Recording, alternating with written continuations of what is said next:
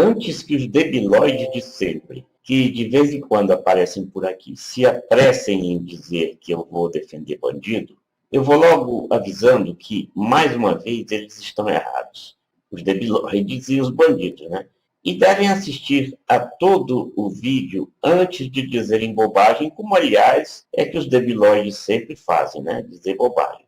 Então, os inscritos e os que frequentam o meu canal e que, evidentemente, não são debilóides, fiquem ligados em todo vídeo para depois ajudarem os analfabetos funcionais e os analfabetos políticos que lhe procurarem, para que eles então entendam o que eu vou dizer. Por qual razão eu incluí a palavra escravidão neste título?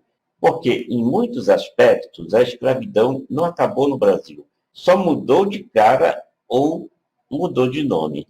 Você sabe como surgiu a feijoada? Prato tão apreciado hoje no Brasil e no mundo? Quando matavam um porco, os proprietários das fazendas e dos chamados palacetes nas cidades selecionavam tudo aquilo que eles consideravam carnes nobres e separavam as migalhas, os restos, para dar para os escravos. E os escravos misturavam com feijão e aí nasceu a feijoada. A lembrança disso é para dizer que hoje ainda existem muitos miseráveis no Brasil que comem migalhas. E você, evidentemente, sabe disso. Mais do que isso, não conseguem comer nem mesmo um pedacinho de carne, quanto mais uma feijoada. Hoje, tem gente que quer dizer que a pandemia é responsável pelo crescimento da miséria. Mas muitos anos antes da pandemia, numa viagem que eu fiz a Recife, quando eu almoçava no restaurante, vinham vários meninos em situação de miséria, com sacos de plástico nas mãos, para esperar que eu acabasse a minha refeição, para então eles pegarem as migalhas que sobravam no meu prato.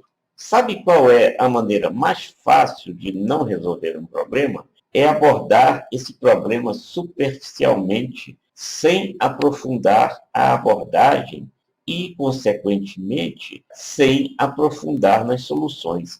Daí, não resolveu o problema. Eu sei que muitos aí vão dizer que eu estou querendo defender bandido por associar a criminalidade às injustiças sociais.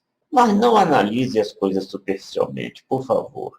Você sabe como surgem as milícias criminosas que realmente merecem o nosso mais veemente repúdio devido à completa ausência do Estado, que destina muito dinheiro para os bancos e para a corrupção e nada ou quase nada para acabar com o fosso social no Brasil. Aí, a população das favelas miseráveis fica refém das milícias criminosas e assassinas, que, por sinal, são as mesmas que vendem cocaína a peso de ouro para os filhinhos de papai que sustentam toda essa bandidagem.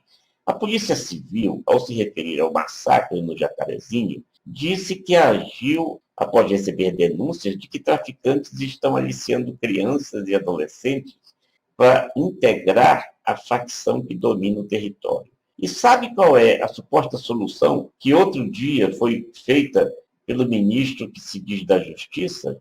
Diminuir a maioridade penal, ou seja, em vez de aliciarem os menores de 18 anos, os milicianos vão passar justamente a aliciar menores não só de 16, como de 14, de 12, de 10, e assim por diante, cada vez que a maioridade penal for sendo diminuída.